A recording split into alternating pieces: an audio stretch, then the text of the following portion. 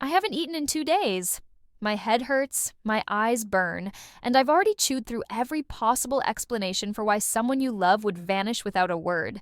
5 days. That's how long he was gone. No text, no call, no, sorry, work's crazy. Nothing. The last thing he said to me was, "Talk soon, babe."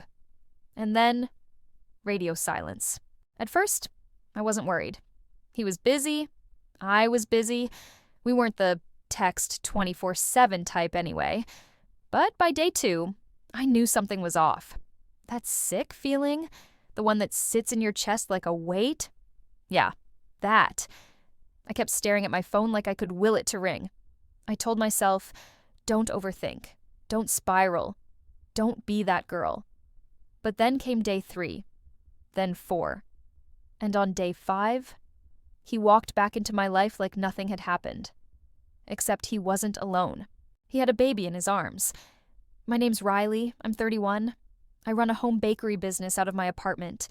And until 5 days ago, I thought I had a boyfriend named, let's just call him Mason. We met at a local market. He complimented my lemon tart. I laughed. He bought 4. Things moved fast, but it felt real. Mason was thoughtful, funny, the kind of guy who remembers your dog's vet appointment but forgets his own dentist visit. He made me feel seen, safe, special. We'd been together for almost a year. We talked about moving in together. He kept a drawer at my place. He knew my coffee order and the way I liked my toast burned just slightly more than normal people find acceptable. He even asked about baby names once. Casually. Like he was thinking about the future. Like I was in it. So you can imagine what it feels like to watch someone you love walk through your door holding a newborn and acting like that's not the most insane thing that could possibly happen. He said, "We need to talk." No apology, no explanation, just, we need to talk. Like we'd missed a coffee date. Like I hadn't been unraveling for days, checking hospitals and morgues and his social media, and wondering if I was crazy or abandoned or both. I just stood there, frozen, staring at the baby in his arms, a tiny thing wrapped in a yellow blanket, sleeping like there wasn't a bomb about to go off in the room. And I remember thinking, is this some kind of sick joke? But it wasn't. This wasn't a dream or a nightmare. It was my life, imploding in real time. He sat on the edge of my couch, like he didn't know whether to apologize or act like this was normal. I didn't say anything at first. I couldn't. My brain was buffering, trying to reconcile the man I loved with the man sitting in front of me now, holding a literal baby like we were suddenly in a soap opera. He didn't even make eye contact, just looked at the floor, like a guilty teenager. I finally asked the only question that could come out of my mouth. "Whose baby is that, Mason?" He sighed, not like a man caught, like a man tired of pretending. He said, "She's mine." Like that explained anything. I blinked. "You have a baby. Since when?" Then came the timeline gymnastics. Apparently, before we met, just before, he had a brief thing with someone. He didn't name her at first, just said it was nothing serious. Some casual hookup that he didn't think about again after we got together. "She never told me she was pregnant," he said, like that justified everything. "I only found out 5 days ago." I asked how. He looked me in the eye and said, "She called me, said the baby was mine. She'd just given birth, and she didn't want to raise her alone." I laughed. Like, actually laughed. Not because it was funny, but because it was insane. "She just gave birth, and you dropped everything to go play daddy without telling me?"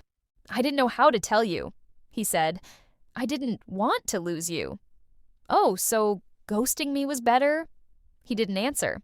Instead, he started telling me how it happened, how he went to see the baby, took a paternity test, stayed at the hospital, slept on a chair, held her for the first time, and everything changed. He kept saying that. Everything changed. And maybe it had, for him, but for me, everything shattered. I asked him where he'd been staying. He dodged it, said he'd been figuring things out. Which, let's be honest, is not an answer. So I asked again. He finally admitted he'd been staying at her place. Let's just call her Alyssa. Now I had a name, a face, a person I'd never met, who now had my boyfriend sleeping on her couch, cradling her newborn. He swore nothing physical happened, said he slept on the pullout, that he was just being there for the baby. I asked why he didn't call me. He said, I didn't know how to be both, a father and your boyfriend. I didn't want to scare you away. And there it was. He thought I would be scared off. By his mistake. I looked at the baby again. Still asleep. Still oblivious. And I realized something chilling. He didn't come here to confess. He came to see if I'd accept this. Accept him. Accept her. Accept that my life just got hijacked by a decision I wasn't part of. That's when I started asking the real questions, like when exactly this thing with Alyssa happened, when he last spoke to her before she called, and when he planned to tell me, if ever, and his answers, they were slippery, too polished, too rehearsed, like a story told 5 times before he walked through my door. And that's when it hit me. He hadn't just found out about the baby 5 days ago. I remembered something. 2 months ago, he disappeared for a weekend. Said he was going on a fishing trip with his brother. But I never saw photos, never even spoke to him. And when I asked him about it again now, he flinched. That weekend was when the baby was born. You ever look back at a moment and feel your own gut scream at you? How did you not see it then? That's what that weekend feels like now. The one he called his guy's fishing trip. 3 days, no signal, no photos, barely a text. Just silence. Mason and I had been together just over a year by that point, long enough to share closets and future plans. Not long enough, apparently, for him to tell me he was about to become a father. He said the trip had been planned forever, his college buddies getting together at some remote lake house. No reception, babe. We're going off-grid, he said, smiling like it was wholesome. I even helped him pack. But now, rewinding in my mind, the pieces fall apart. He was jumpy that week, kept double-checking his phone, changing his shirt after one text. When I asked if everything was okay, he blamed work stress. The night before he left, I remember him holding me tighter than usual, whispering, I love you, like it had a period at the end of it. And when he came back, he looked different, tired, disconnected. He gave me a hug at the door like I was a friend, not the woman he'd been living with. Said it was the long drive, said the lake was peaceful, said nothing about the baby that had been born the day he left. I didn't know then. I didn't ask. I trusted him. I remember teasing him later. Why didn't you take any pictures? He shrugged, said, didn't even think to. We just drank and fished. But something in his eyes darted, like he was looking for an escape route mid-conversation. I thought I was being crazy. I told myself to be cool, be trusting, because that's what you're supposed to do in a grown-up relationship, right? It wasn't until last night, after everything blew up, that I saw the truth sitting in plain sight. I was going through his old duffel bag, looking for my charger he swears he didn't take, and found it. A small white envelope. Inside, a hospital visitor badge, dated exactly during the fishing trip, with the name of the hospital 3 towns over, the one where his ex gave birth. At first, I stared at it like it was in a foreign language. Then my knees buckled. He didn't just ghost me for 5 days. He ghosted me. So he could be there, in the room, holding the baby, smiling in photos I hadn't seen, living a double life I never agreed to. And the worst part? He never meant to tell me. That badge wasn't a confession. It was an accident. And now, every text from that weekend feels like a punchline. Every miss you babe was sent from a hospital parking lot. My gut had whispered something back then. Now it's screaming. And I can't pretend I didn't hear it anymore. The silence wasn't just quiet anymore. It was hostile. It screamed at me from every corner of the room. I was curled up on the floor, knees pulled to my chest, still wearing yesterday's clothes. The TV was playing something dumb and forgettable in the background, just to fill the void. My phone sat on my palm like a dead weight, screen dimmed, unanswered messages mocking me with each passing minute. I had tried to rationalize it, told myself maybe he was sick, maybe something happened, maybe his phone died, but 5 days? 5 whole days of nothing? That wasn't forgetfulness. That was intent. And now he was back, acting like the gap didn't happen, offering hollow explanations about things being complicated. And the baby? It's not what it looks like. Except, what did it look like? That's when it hit me. The weight of it. Not just confusion, but full-on emotional collapse. My chest tightened, eyes burning, my hands shook. The tears weren't even pretty, they were ugly, primal. Rage, hurt, embarrassment. Like my body didn't know which emotion to process first, so it dumped everything at once. I imagined him in those missing days. Not lost, not in pain, but smiling, holding a baby, standing in some sterile hospital room with another woman who had just given birth. Was he texting her back then, while I was refreshing my inbox like a fool? Was he pacing the maternity hallway, texting both of us? Was he with her, while I was cooking dinner, waiting for him to reply? It felt like emotional cheating. Maybe more. It didn't even matter if he'd touched that woman recently or not. He had chosen to disappear during the most important, intimate moment of someone else's life, and not told me a damn thing. Worse, he had let me feel crazy for sensing something was off. The thing about spirals is they start quietly. A flash of doubt. A flicker of rage. Then it eats you alive. I went back through my photos, searching for patterns. That fishing trip suddenly felt like a joke. I zoomed in on backgrounds, trying to spot hospital bracelets, car seats, a baby bag he never mentioned. I checked his tagged photos. Found none, checked mutuals, found her, the girl. The one I had only seen once, months ago, at some barbecue Mason dragged me to. Just a glance, just a name I had forgotten. Until now. Alyssa. Alyssa had posted a cryptic story weeks ago. A newborn's hand, no caption, just 3 hearts. She didn't tag anyone. But the timing lined up. Exactly with the weekend, he disappeared. My fingers hovered over the screen.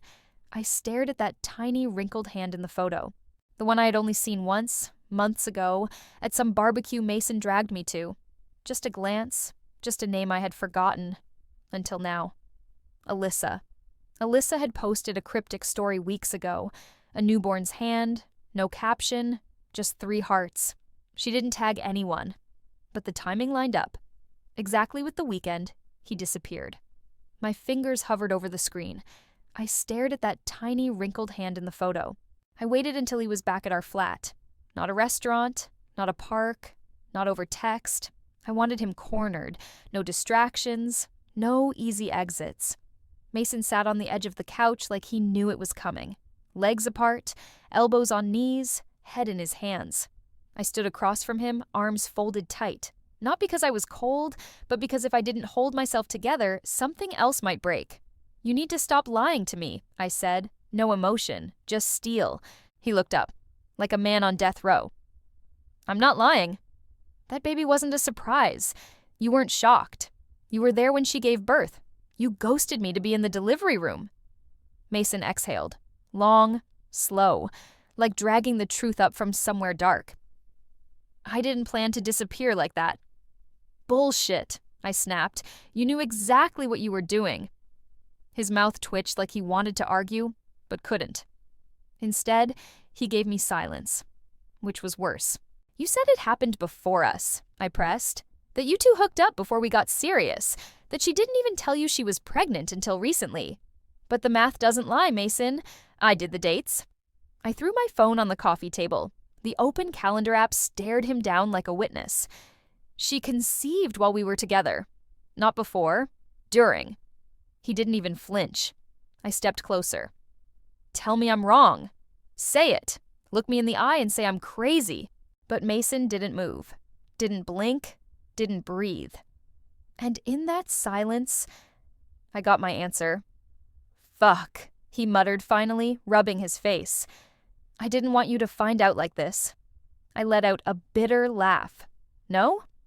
You wanted me to never find out? Keep dating you while you bounce between 2 women and a newborn?" He stood up, walked toward the window like it gave him a shield. I didn't even know if I was going to come back. That stopped me cold. You what? I wasn't sure, he said quietly. When she called, said she was having the baby, I panicked. It brought everything back. What we had, what we lost. Alyssa wanted to talk. She said she was open to trying again, for the baby.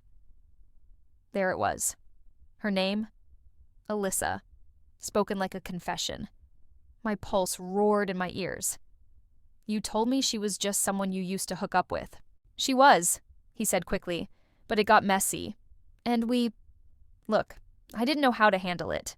I thought maybe if I saw her, the baby got clarity, then I'd know where I stood. And did you? I spat. Do you know where you stand now? He turned to face me. Finally. I came back, didn't I? I blinked at him like he'd just spoken another language. You think that means anything to me now? His voice rose. I'm trying to be honest. You don't get to use that word. You buried me in silence for 5 days, Mason. I didn't eat. I didn't sleep. I thought something had happened to you. I thought maybe you were hurt. But no. You were playing house with your ex and a baby you made behind my back. He looked cornered now. Desperate. It wasn't like that. I didn't cheat. The baby is the proof you did. That landed. Hard. He sat back down, like the weight finally hit him. I was confused, he said weakly.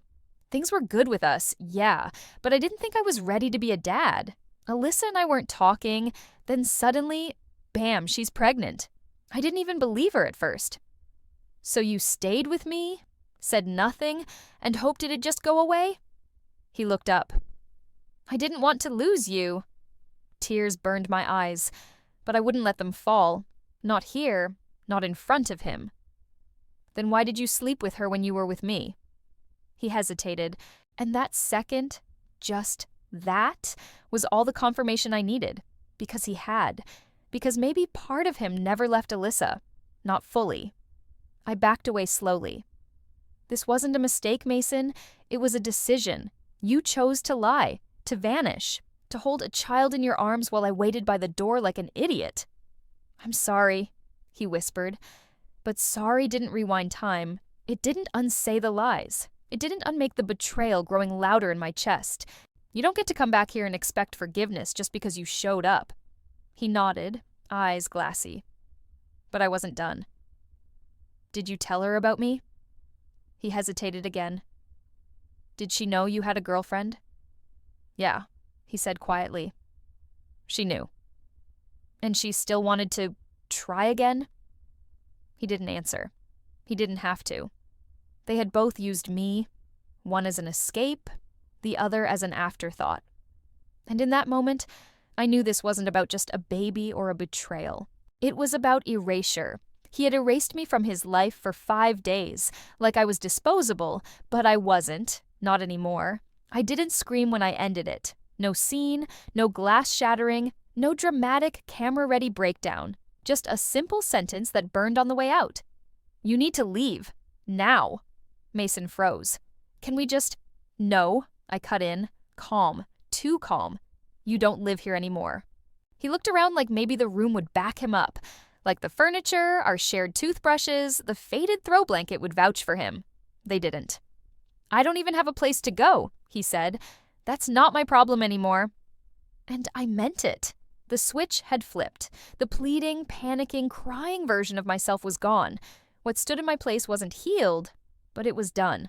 He grabbed his jacket, but not fast. He waited, paused, dragged his feet like a man expecting a last-minute pardon. None came. I watched him walk out, watched the door click shut behind him, and still, I stood there for a full 5 minutes, waiting for the sound of a knock. It never came. That's when the rage collapsed into numbness. I sat on the floor and stared at the wall like it might explain something. How could I not see it? How did I miss a whole baby? A whole other life? The betrayal didn't feel like a sharp knife. It felt like a glitch in reality. Like someone had edited the last 6 months of my life and inserted a subplot I wasn't aware of. And now the whole thing didn't make sense anymore. He hadn't just cheated on me. He had revised my memories. rewritten everything I thought was true. Every "I love you" was now suspect. Every quiet moment together came with an invisible footnote. He was hiding a child when he said that. I tried to call my best friend that night. We'll call her Jess, but couldn't make it past the first ring. What was I even going to say? Hey, he ghosted me for 5 days and came back with a baby. Anyway, how's your week?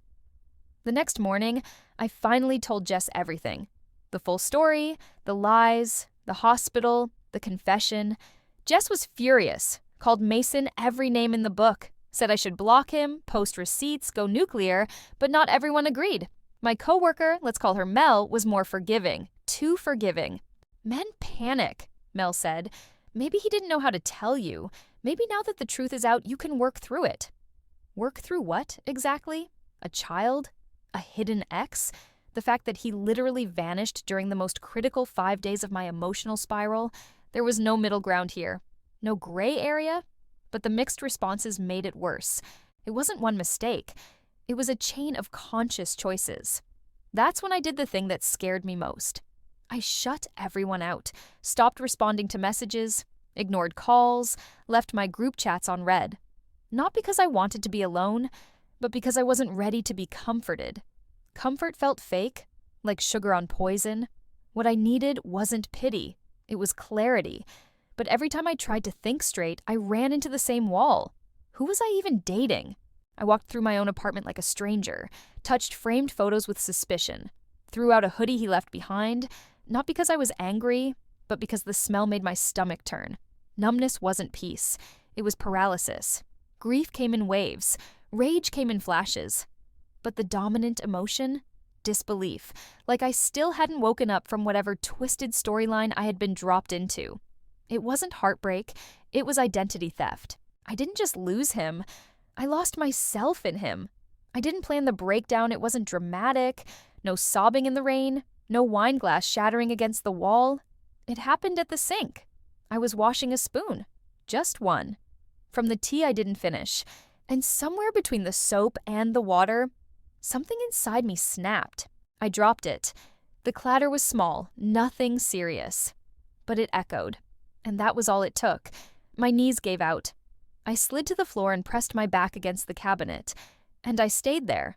Not crying, not moving, just empty. This wasn't grief the way people talk about it. It wasn't romantic or cinematic. It was chemical, like my brain had short-circuited and shut everything off to survive. I thought of Alyssa, of Mason, of the baby, of myself, standing in the middle of someone else's life like an accidental extra on a set I never auditioned for. And then I thought something darker. What if I never trust again? Because trust wasn't just about love. It was about reality, believing what someone says, believing what you see. And now, everything felt fake, filtered, staged. I had been lied to by someone who looked me in the eye, touched my skin, slept in my bed, smiled while knowing damn well a storm was coming. And that does something to your brain. It rewires you, makes you suspicious of laughter, doubt kindness, question your own instincts. Because I had known, deep down, my gut had whispered, but I had told it to shut up, told myself not to be dramatic, not to be needy. So now I wasn't just grieving him. I was grieving the version of myself that trusted blindly. That gave the benefit of the doubt. That believed love was enough. That girl was gone. In her place, someone raw, someone ruined, but aware, wide awake. The shift didn't come with fireworks. It was subtle, but it was there. I picked myself up off the floor, sat on the couch, let the silence crawl over me again. But this time, I didn't flinch, because silence wasn't the enemy anymore. He was. Not just Mason, the person, but what he represented, the pattern, the danger, the quiet erosion of boundaries disguised as complicated feelings. I wouldn't let that happen again. I wouldn't shrink to make room for someone else's crisis. I wouldn't silence myself to protect a man's secret. I wouldn't bleed just so someone else could feel whole. That night, I wrote him a message. I didn't send it, but I wrote it. And in it, I said everything I couldn't say before. You didn't just lie to me.